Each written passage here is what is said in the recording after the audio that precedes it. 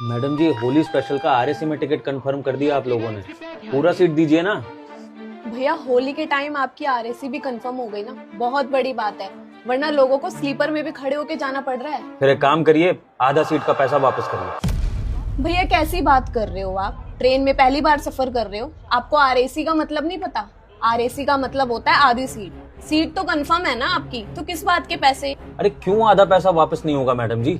आप एक बात समझाइए हमको। एक सीट पर दो जने फंस के जाएंगे, और सबसे बड़ी बात, दोनों ने ही पूरी सीट का पैसा दिया है।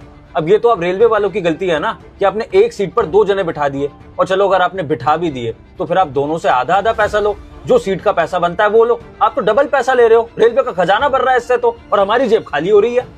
हाँ भैया, बात तो सही कह रहे हैं आप। हाँ भैया, बिल्कुल ठीक बोले आप। ये आरएसी का सिस्टम ना बहुत खराब है।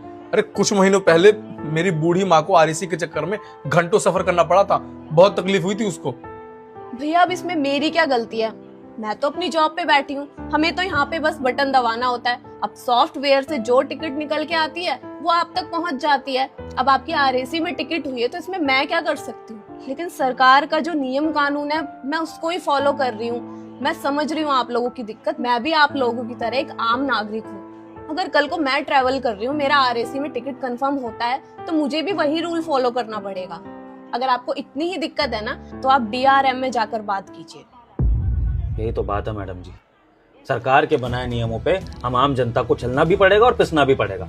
और ये सारे नियम हम आम जनता का खून चूसने के लिए ही बनाए जाते हैं। चाहे वो टैक्स सिस्टम हो, चाहे फिर वो लाइनों में खड़ा होना हो, सब कुछ आम आदमी को सहना है। कभी किसी वीआईपी आदमी को तो ये सब सहना नहीं पड़ता है।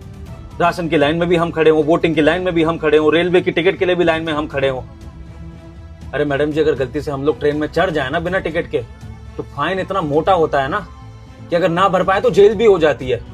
तो इस नियम को भी कौन देखेगा बताइए? अब यहाँ पर हम पैसा देकर भी ट्रेन में चढ़ना चाहते हैं तो उसमें भी सरकार पैसा ज्यादा ले रही है और सीट कम दे रही है। हम धक्के खाते हुए जाएं।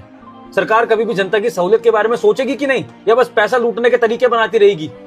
नियम कानून होते हैं जनता की रखवाली के लिए, उनकी सुरक्षा के लिए, ना कि जनता को लूटने के लिए। देखिए सर, कुछ चीजें हमारे हाथ में भी नहीं होती, और सिस्टम को फॉलो करना उसकी मजबूरी, उसके अलावा और कोई ऑप्शन ही नहीं है उसके पास। ठीक है मैडम जी, सही बोला है आपने।